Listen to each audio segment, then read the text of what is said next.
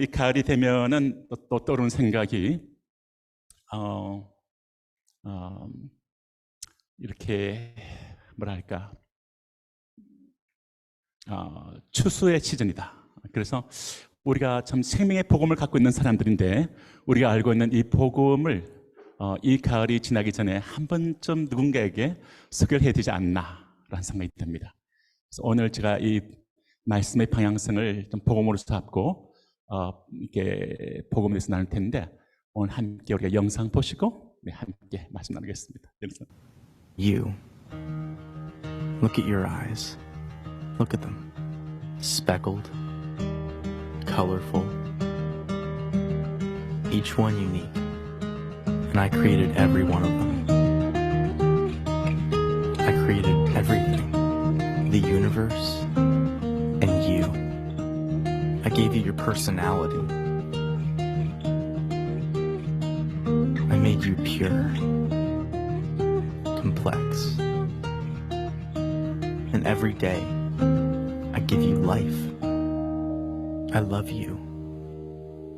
But something happened. You cheated on me. You didn't trust me.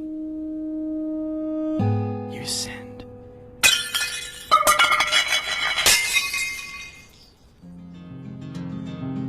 You cut yourself off from me. And although you're still alive, you were slowly dying. So you looked for other things.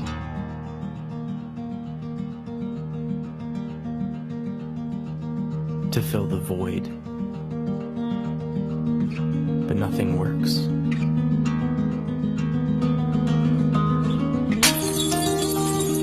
It just kills you faster. And it separates us more and more.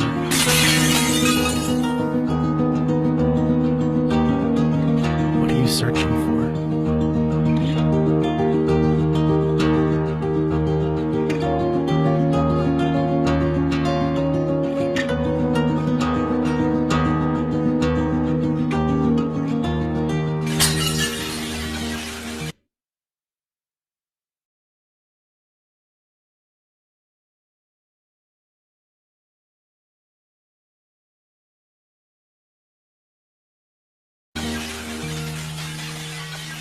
I don't want you to die. I created you, not to be destroyed, but to know me. So I became one of you, a fragile creation. I was tempted, but I never sinned. I came to save you. You have so many sins. And they have a cost. Someone has to die. You or me. So I took on your sin and traded in my life for yours. And I died in your place. Because I love you. Then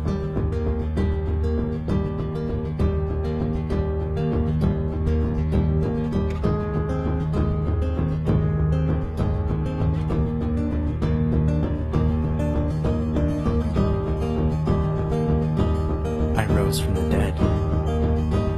I am the way, the truth, and the life. I am Jesus.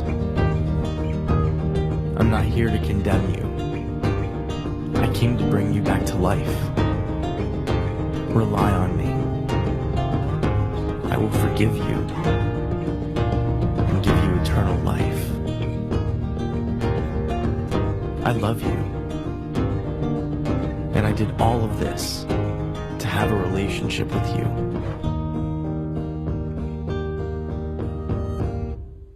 Will you follow me? 톨스토이란 사람 이야기를 조금 하고 싶습니다. 제가 대학 있을 때 우리 거기 학교 도서관에 갔을 때 눈여겨봤던 것이 톨스토이란 사람이 어떤 사람이길래 이렇게 책을 많이 썼나 그랬거든요. 책이 한참 있더라고요. 전집이.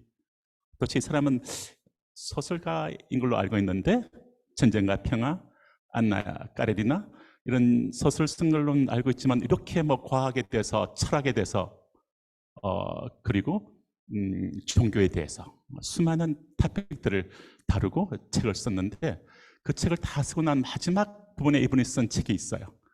그 책이 참회록이라는 책입니다. 이분이 참회록에 쓴 그 글을 보게 되면 이런 말을 하더라고요. 짧게 한번 브리핑하면 이분이 하시는 말씀이 나는 대학 시절 때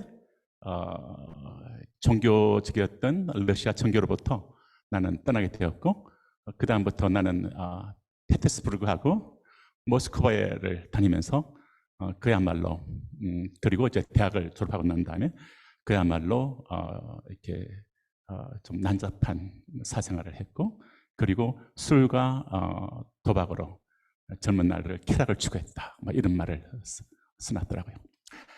그런 가운데서 결코 나는 참된 기쁨을 발견하지 못했다. 그래서 이분은 비교적 좀 약간은 어떤 귀족 같은 그런 집안이었기 때문에 받은 유산도 있고 그리고 또 책을 쓰기 시작했기 때문에 또 돈도 또 들어오게 되고 하면서 더 많은 돈으로 내가 내 영혼의 만족을 누려보겠다 하고 돈을 많이 버는 일을 했대요. 돈이 많아졌는데도 이상하게도 뭔지 모르겠지만 부분적인 기쁨은 있지만 자기 영혼 깊은데 참된 기쁨을 얻지 못했다. 이런 글을 쓰고 그 다음에 가정을 꾸리고 뭐 하여튼 여러 이야기들이 있었는데 결코 또 뭐 책을 썼으니까 굉장히 유명한 사람이 됐잖아요. 그래서 뭐 명예도 없고 부도 없고 뭐 되게 했지만 결코 영혼 속에 깊은 뭔가 모르는 이게 깊은 속에 있는 그런 이 비어져 있는 공간을 채울 수 없는 불안을 느끼는 그런 가운데 도대체 인생이 뭔가를 그때부터 깊이 생각하기 시작했다 그래요. 인생이 무엇인가? 그래서 그때부터 인간이라는 존재가 어차피 태어나서 죽는 존재구나, 죽음을 피할 수 없는 존재구나 라는 생각을 하기 시작하면서 이 톨스토이가 이런 말을 해요. 심지어는 자살까지도 생각했다고 하는 그 글이 있어요. 근데 그런 가운데 톨스토이가 인생이 무엇인가를 찾기 위해서 철학에 대해서 종교에 대해서 과학에 대해서 막 연구를 하기 시작했는데 그거 하는 말이 결국 인간은 마치 저 큰 우주 가운데 막 움직이는 하나의 그런 소립자 같이 움직이다가 도대체 어디로 가는가를 알지 못하는 그런 한 존재라고 이렇게 써놓고 있어요. 그런 가운데 그분이 계속적으로 인생의 의미를 찾지 못하고 방황하다가 러시아에 있는 어느 시골에 있는 휴양하러 갔다가 거기 보니까 자기보다 나을 게 전혀 없는 농부인데 이 사람이 너무나 자기가 뭔가 갈망했던 뭔가 그 빛을 그 사람을 대화를 하는데 느낀 거예요. 그리고 그분 통해서 예수님을 알게 됩니다. 예수님 영접하게 돼요. 그리고 톨스토이의 그 많은 전집의 제일 끝에 쓴 참회록의 끝에 고백록의 끝에 보면 나는 예수를 발견했다. 이 예수는 내 영혼의 참된 평안의 항구이다. 나는 길을 찾았다. 이렇게 끝납니다. 할렐루야. 저는 너무 그래서 썼던 이 말을 하는데 여러분들께서 알다시피 사실 그 영국 버킹엄궁에 있는 찰스 황태자가 지금은 왕이 됐잖아요. 킹이 됐는데 이 사람이 쓴 글이 있어요. 자기 내면을 이렇게 디스크라이브하는 글이 있는데 이런 글을 해요. 나의 영혼 저 깊은 곳에는 아직도 삶을 가치 있게 만들 그 어떤 요소가 빠져 있다고 하는 좀처럼 사라지지 않는 불안이라는 것이 자리 잡고 있다. 나는 부족함이 없는 사람인데도 내 영혼 깊은 곳에 있는 이것은 무엇인가? 그래서 실존주의 철학자 하이데크가 하는 말이 인간은 피투성이다. 블라디가 피가 번복된 존재가 아니라 던져진 존재인데 이 피투성인데 그리고 불안한 존재다. 어디서 와서 왜 살며 어디로 가는지 알지 못하기에 불안이 내재된 존재이다.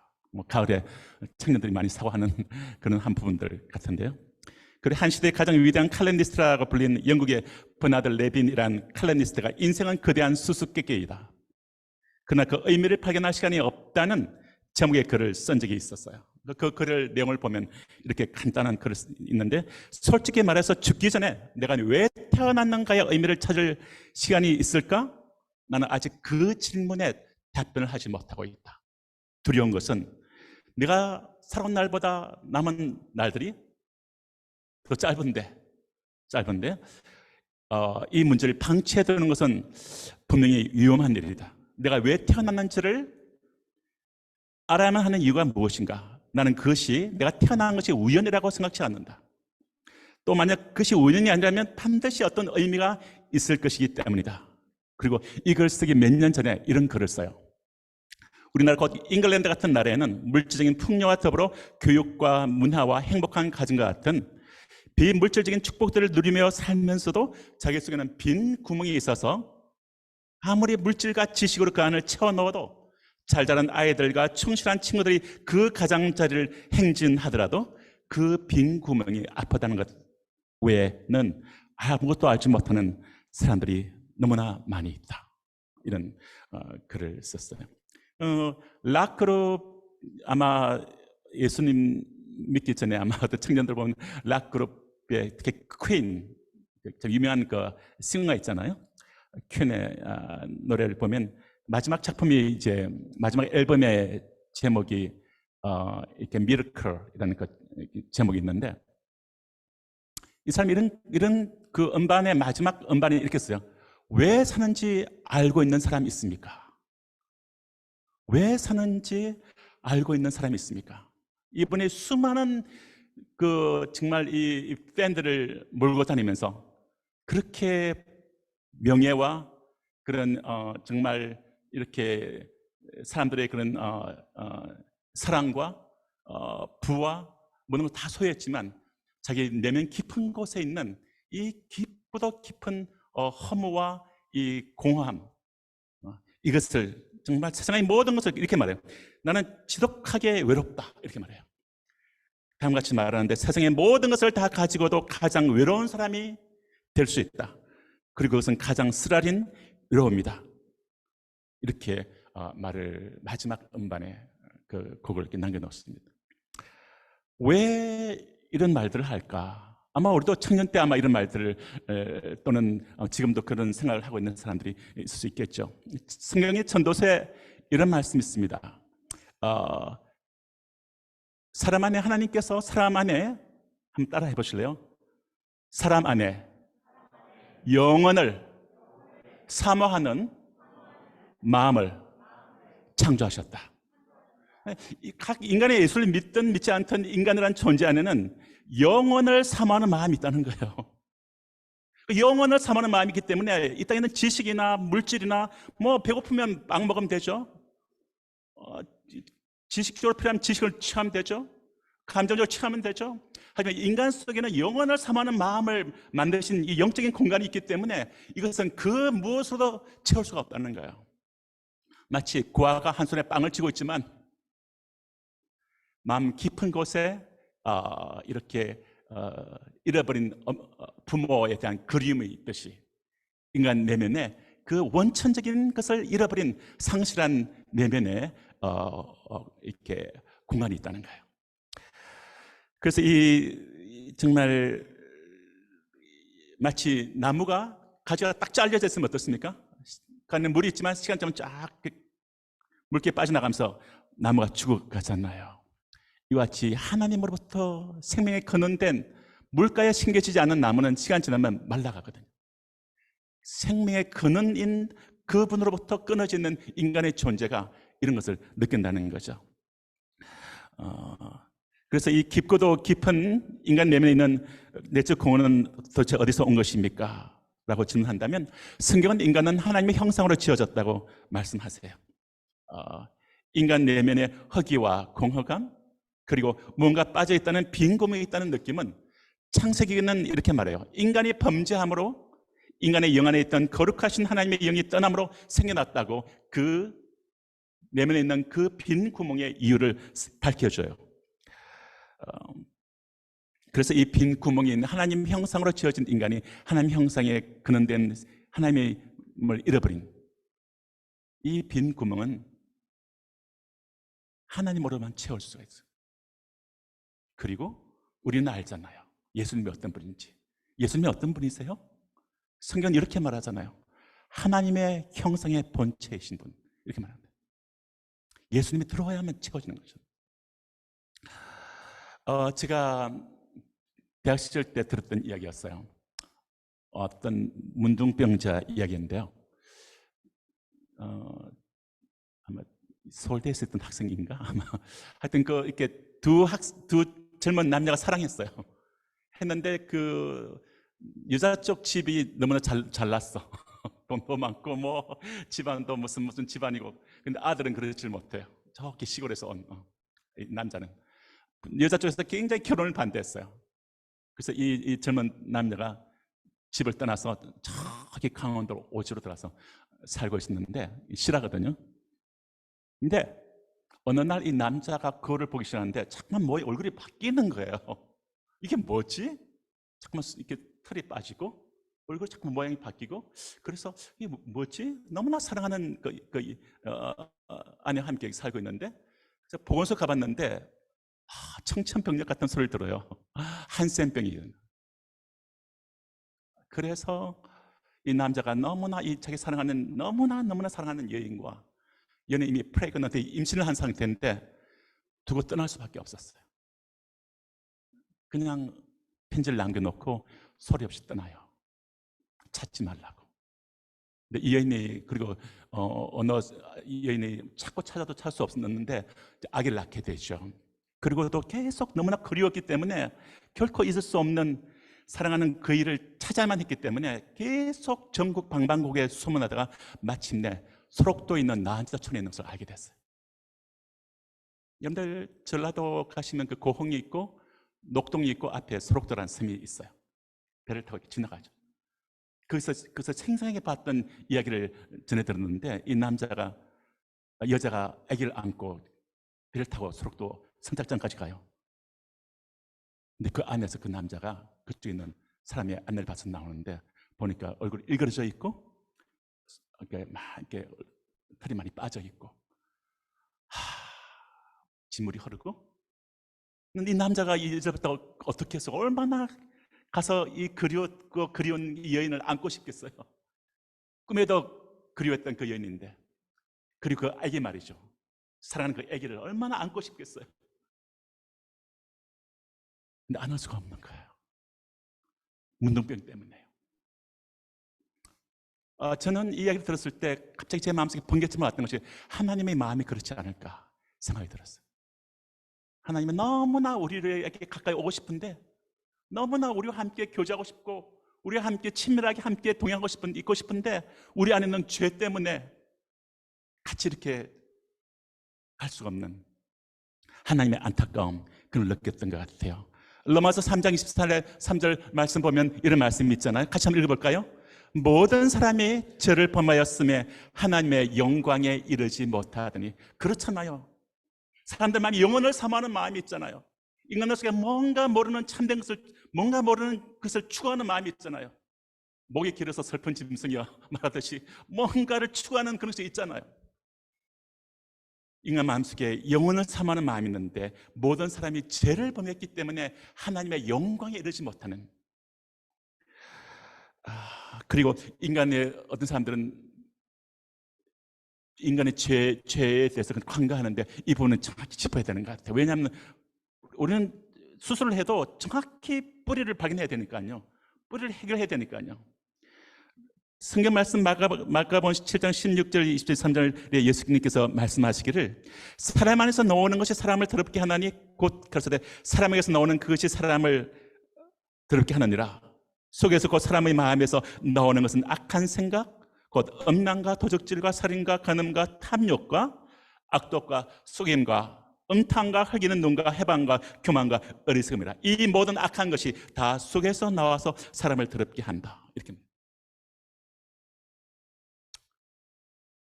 여러분들 비구니라는 뜻 아세요? 비구니. 비구니 여자 스님이시죠? 예, 여자 스님이죠. 그렇죠? 여자 스님께서 이 세상 한 여인이 이 땅에서 살다가 너무나 많은 마음의 그런 고통을 안고 또 내내 깊은 그런 안정감을 위해서 속세를 떠나요. 떠나서 저기 지리산에 있는 암자로 들어가서 37년간을 비건으로 지냈어요. 그리고 이 여인이 쓴 남겨놓은 글이 있어요. 그 글을 쓰는데 이 여인이 자기 내면을 이렇게 표현하는데, 마치 비 오는 날 암자 옆에 떨어진 비로 인해서 옆에 있는 항토물에 비가 내리면서 조그만 실개천을 이루고 흘러갈 때, 그 실개천에 있는 그 황토물을 함지박에 담아서 마루에 두었더니 거기에 있는 떠오른 그 황토는 가라앉았는데 그 위에는 맑은 물이 있는 것 같은데 그 밑에는 황토가 밑에 가라앉아 있는 것 같다. 자기 내면을 그렇게 말해요. 나는 어떻게 하면 이 황토같이 내면 깊은 곳에 있는 이걸로부터 해방될 수 있는가? 어떻게 하면 나는 이 내면에 있는 가라앉히려고 노력해서 가라앉혔지만은 내 내면 깊은 곳에 가라앉아 있는 이 황토로부터 나는 어떻게 하면 내가 해방될 수 있는가? 절규하는 그런 글이 있더라고요. 굉장히 솔직한 얘기를 그 비구니 스님께서 말씀하신 것 같아요. 아마 그런 이번에 주변에 아마 친구들이 있겠죠. 죄는 아니다? 글쎄요. 아마 비교 착한 사람들 많죠. 그냥 양심대로 산다. 근데 인간인지라 만약 하루에 죄를 3번 짓는다면 1년이면 1000번이고 70년 사면은 7만 번 죄를 지어요. 죄 없는 사람은 없는 것 같아요.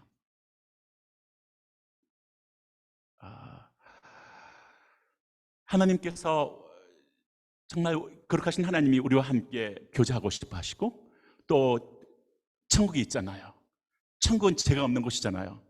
만약에 천국에 나는 죄 7만 번 안 지었어, 난 죄를 한 번밖에 안 지었어 라는 사람이 만약에 천국에 들어간다면 그런에서 천국은 얼룩져요. 천국은 완벽히 거룩한 곳이거든요. 완벽히 거룩한 곳, 완벽한 샬롬이 있는 곳, 완벽한 사랑과 기쁨이 있는 것, 그것이 천국이고 하나님이죠. 그렇기 때문에 여기에 들어왔으면 죄가 없어야 되잖아요. 어떻게 죄 없는 사람이 누가 있어요, 이 땅에? 바로 이 죄 때문에 인간은 거룩하신 하나님께 닿지 못한다고, 그리고 거룩한 천국에 들어갈 수 없다고 성경은 말씀하고 있어요.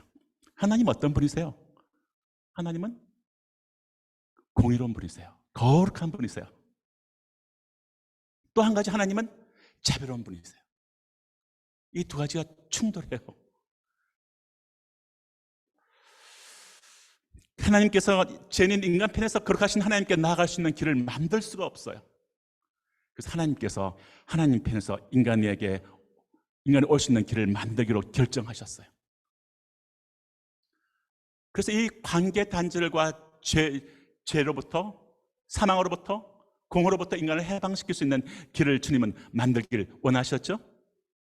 제가 재미있는 이야기를 들은 게 있어요. 그게 뭔가 하니까 하나의 그런 개미 이야기인데요. 실제 그 공사장에 보니까 거의 한 15m 깊이의 지하를 파더라고요. 그런데 파는데 공사장 바로 옆에 막 포클레인이 왔다 갔다 하고 한쪽을 이렇게 그걸 파내고 있는데요. 한쪽에 보니까 개미들 집이 있어요. 개미들이 이 포크레인에 와서 자기 집으로 가까이 와서 이 흙을 이렇게 파서 옮기고 뭐 어떤 사람들은 15m 밑으로 떨어지고 하는데 개미들이 알지를 못해요. 그냥 일상생활에 돌아가고 있어요. 일상생활에 돌아가고 있어요. 어떻게 하겠어요? 그렇죠. 개미야 큰일 났다. 빨리 무브해, 이사해. 내일이면 너희 집이 통째로 날아간다. 그리고 잘못하면 저 15m까지 떨어져 추락할 수가 있어. 개미한테 말하고 싶은데 개미가 알아듣지를 못해요. 하나님이 아무리 소리해도 인간이 알아듣지를 못해요. 그래서 하나님이, 그러면 우리가 개미에게 말하려면 개미가 개미에게 말하면 되지 않겠어요? 하나님이 정말 말씀이신 그 하나님이 육신을 입고 이 땅에 오셨어요. 우리에게 말하려고, 우리에게 얘기하려고요. 정말 말씀이 육신이 되어 우리 가운데 거하시며 우리가 그 영광을 보니 아버지의 독생자 영광이요 은혜와 진리가 충만하다, 그 말씀이 있잖아요. 그리고 이 정말 예수님이 이 땅에 왔을 때 세례 요한이 어떻게 얘기하나요? 세례 요한이 이렇게 말하잖아요. 이 말씀이 뒤에 있나요? 네, 아직 세례 요한이 이렇게 하나님의 어린 양에 대한 얘기를 하죠, 그죠? 그다음 같이 우리 함께 읽어볼까요? 세례 요한. 이튿날 요한이 예수께서 자기에게 나오심을 보고 같이 읽어요. 보라, 세상 죄를 지고 가는 하나님의 어린 양을 보라. 세상 죄를 지고 가는 하나님의 어린 양을 보라는 거예요. 그 당시에 어린 양은 어떤 의미가 있나요? 그 당시 어린 양은 그 당시 하나님의 백성 이스라엘 사람들은 범죄하면 하나님께 나갈 수 있는 길을 알려줬어요. 어린 양을 가지고 사서 제사장 앞에 가서 자기가 어린 양 위에 머리에 자기 손을 얹고 자기 죄를 다 이실직고 해요. 내가 이런 범죄했습니다. 그러면 이 죄가 어린 양의 머리에 전가돼요. 어린 양이 그 죄를 짊어지게 돼요. 죄의 삭은 사망이기 때문에 어린 양을 칼로 쳐서 죽여요.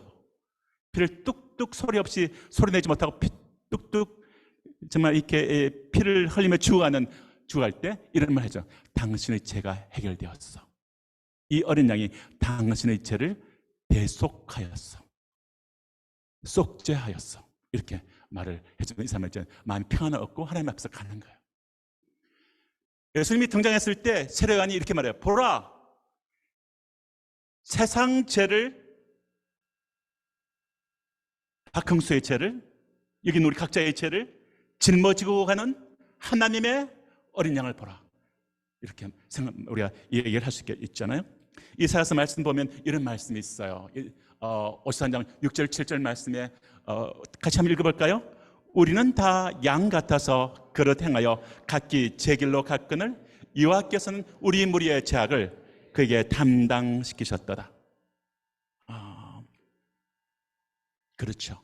그가 곤욕을 당하여 괴로울 때도 그 입을 열지 아니하였으며 마치 도살장으로 끌려가는 어린 양과 틀 깎는 자 앞에 잠잠한 양같이 그 입을 열지 아니하였도다.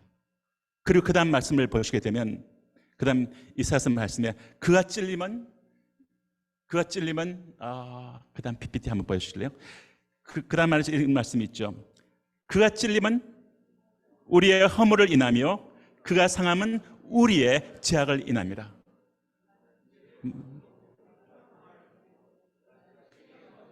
우리가 나음을 입었도다. 네. 그래서 정말 주님께서 이렇게 우리를 대신해서 찔리시고 양손과 양발목에, 그리고 그가 채찍에 맞고 상함은 우리의 죄악을 인함이라. 이렇게 성경은 이야기를 하고 있습니다.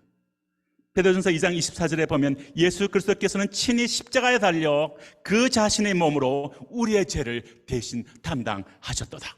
이렇게 말합니다. 주님이 십자가에서 달리셨을 때 주님이 하신 마지막 말씀이 뭐예요? 다 이루었다 그랬어. 이 한글 성경 표현이 예수님이 하셨던 아람어, 히브리어 사투리 아람어로 테텔레스타이라고 그래요. 한번 따라해 보시죠. 테텔레스타이. 이 표현이 다 이뤘다는 뜻, 이 의미를 갖고 있는데 이것이 뭔가 하니까 이런 의미예요. 빚을 다 갚았다, 이런 의미예요. 너의 죄로 인한 그로 인해서 받아야 할 형벌을 내가 어린 양으로 대신 짊어지고 내가 대신 담당하였다. 십자가를 보라. 네가 죽어야 할 그 죽음을 내가 대신 담당한 것이다. 마지막 한 방울 피를 다 흘리기까지 우리를 사랑하시는 주님께서 선포를 하시는 거예요. 누구도 내게 오라는 거죠. 너희 선행도 아니고 다른 그 무엇도 아니고 하나님께 나갈 수 있는 바로 예수님이, 주님께서 그 말씀하실 때 주님은 그 말씀하실 때 어떤 일이 성경에 있다고 얘기하세요? 보면 지성소는 하나님의 영광이 임한 장소이기 때문에 죄는 인간이 들어갈 수 없는 곳이었어요. 다만 1년에 한 번 대제사장의 모든 하나님이 주신 바 된 그 과정을 겪어서 딱 1년에 한 번 들어갈 수가 있었는데 피를 가지고서 예수님 십자가에서 몸이 깨어지시고 거룩한 보혈을 마지막 피까지 다 쏟아져 내시고 다 이뤘다 하신 그 말씀 한 순간에 어떤 기적이 일어났나요? 휘장이 갈랐어요. 지성소에 들어가는 그 두꺼운 휘장이요. 휘장이 얼마나 두꺼운가 하면은 그 당시 소 4마리가 양쪽에서 4마리가 끌어도 찢어지지 않을 만큼 두꺼운 휘장이래요. 그 휘장이 위로부터 아래로 쫙 갈라져요. 하나님부터 구원이 내려온 거죠. 하나님부터 오신 그 하나님이신 예수님이 이로써 우리를 위해서 몸이 깨어지신 거예요. 몸이 깨어심을 통하여 어떤 일이 발생했는 내가 곧 길이요 진리요 생명이라. 곧 하나님께 나갈 수 있는 길이 열린 줄로 믿습니다. 주님께서 3일 만에 부활하셨어요. 부활하신 것은 어떤 의미가 있나요? 어떤 사람이 죄를 범하면 판사가 17년 감옥에 가시오. 이렇게 하면 한다면 17년 동안 감옥에 가서 그에게 형기를 끝나면 그 다음부터 나옵니다. 그러면 영국 같은 데는 감옥 앞에 이렇게 붙여놓는 게 있대요. paid off, 다 지불했다. 뭐 그런 식으로 붙인대. 예수님이 십자가에서 우리 죄를 짊어지고 돌아가셨는데 부활하셨어요. 의미는 뭐예요? 우리의 죄의 문제가 해결되지 않았으면 주님은 부활하지 못하세요. 왜? 내 죄를 짊어지셨기 때문에. 두 번째는 주님이 부활하셨다는 의미는 또 어떤 의미를 갖고 있나요? 주님 자신은 죄가 없는 거예요. 죄 없는 분이 십자가 죽으신 거예요. 왜? 딱 한 가지 이유 때문에, 바로 여기 있는 나 때문에, 저희 각자 때문에요. 주님은 이 십자가의 사건을 우리가 믿기를 원하십니다. 우리 옆에 있는 친구들이 믿기를 원하세요. 우리 가족 중에 누군가 믿지 않는다면 믿기를 원하세요. 이 가을에 이 십자가를 누군가에게 나눠줄 필요가 있어요. 마치 개미가 내일 일을 모르듯이 말이죠. 인간은 내일 일을 모르잖아요. 하나님이 세상을 이처럼 사랑하사 독생자를 주셨으니 이는 저를 믿는 자마다 멸망치 않고 영생을 얻게 하려 하십니다. 주님은 이 말씀을 하셨죠. 그리고 내가 곧 길이라고 말씀하시고 나로 말미암지 않고는 아무도 아버지께로 올 자가 없다고 말씀하십니다. 어떤 도덕이나 종교나 사상이나 인간의 죄의 문제를 해결할 수 있는 건 없기 때문에 그들이 길이라고 주장해도 결코 하나님께 이를 수 없는 길입니다. 그러므로 예수님이 우리 죄를 위하여 대신 죽으심으로 하나님께 이르는 새롭고 산 길을 주신 줄로 믿습니다. 여러분들 이 남군하고 북군 간에 이렇게 전쟁을 치러요, 그죠? 링컨이 북군을 이끌죠. 이유가 뭐였어요? 남쪽 군대가 흑인 노예들을 풀어주기를 원치 않았어요. 우리는 노예로 계속 우리는 그들을 붙잡고 우리가 그들을 쓸 거야. 노예로 쇠고랑이 채우고 우리는 그들을 사용할 거야. 그런데 링컨 그럴 수 없어. 하나님의 형상의 인간을 그렇게 할 수 없어. 인간은 해방돼야 돼. 그런 고통의 굴레로부터 인간을 해방시켜야만 되는 존재야 라고 링컨이, 성경의 사람인 링컨이 그것을 선포하고 그리고 끝까지 해서 마침내 전쟁을 해서 하고 피를 흘렸지만 전쟁을 이기잖아요. 그리고 난 다음에 미국에 어떤 것이 선포됐나요? 노예 해방요. 미국 전역에 해방됐거든요. 미국 전역에 선포됐거든요. 그러면 노예들은 지금 어떤 상태가 된 겁니까? 그래서 왕이 법적으로 미국 전역에 선포된 거예요. 합법적으로. 이 사실을, 굿뉴스를 들었을 때, 이 복음을 들었을 때, 이 복음을 받아들이면, 믿으면, 그리고 확인해보면 아는 거예요. 그런데 그것을 믿지 않으면 굴레 속에 계속 남아있는 거죠. 우리가 정말 주님은 이렇게 말씀하시죠. 주 예수를 믿으라. 그리하면 너와 내 집이 구원을 얻으리라. 이렇게 말씀하십니다. 우리 영상 하나 보시고 마지막 같이 영접기도 하죠.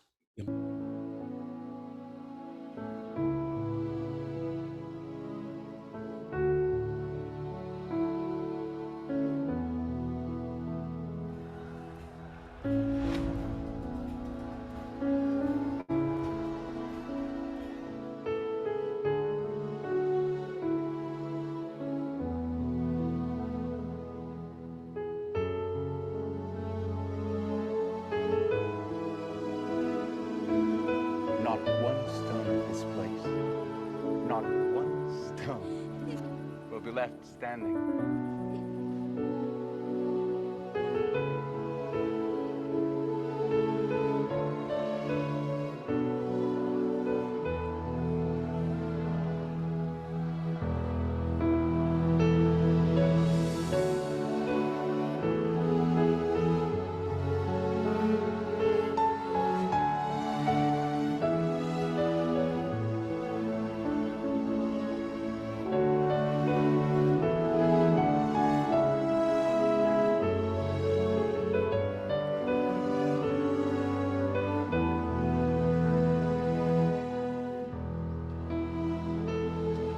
He said,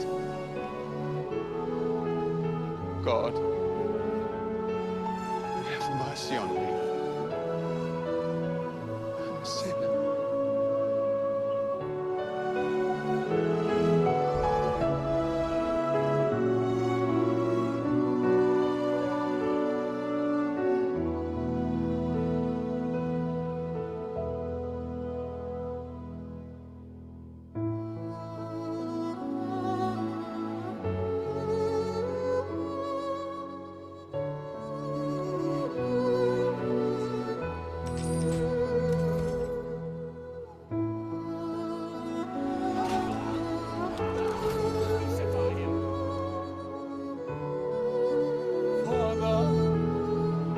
Father, forgive them, for they know not what they do.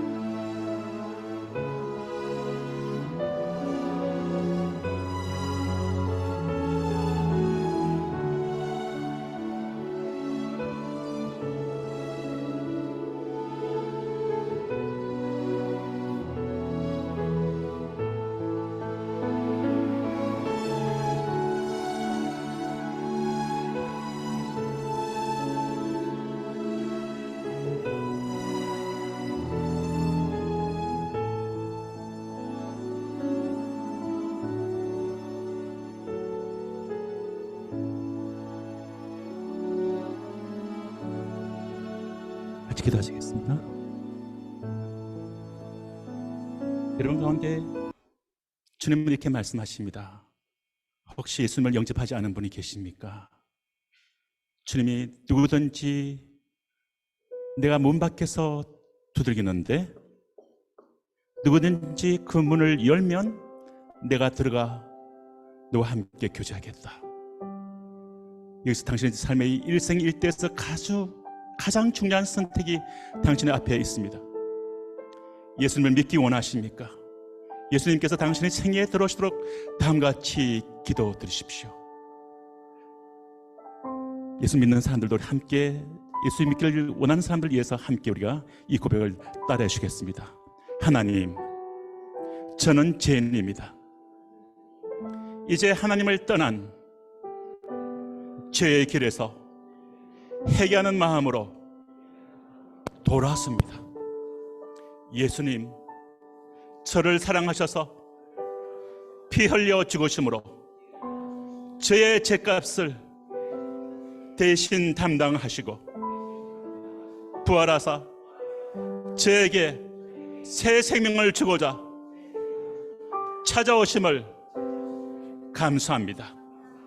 예수님, 주님의 말씀을 믿음으로 마음을 여오니 말씀대로 저희 마음과 생애에 구주로 들어오시옵소서. 예수님 이름으로 기도합니다. 아멘. 성경은 이렇게 말하고 있습니다. 내가 진실로 너에게 이르노니 내 말을 듣고 또 나 보내신 이를 믿는 자는 이제 과거 사건이 영생을 얻었고 미래의 사건으로는 심판에 이르지 아니하나니 현재는 사망에서 생명으로 옮겨나느라. 이 축복이 여러분 모두에게 있으심을 믿습니다.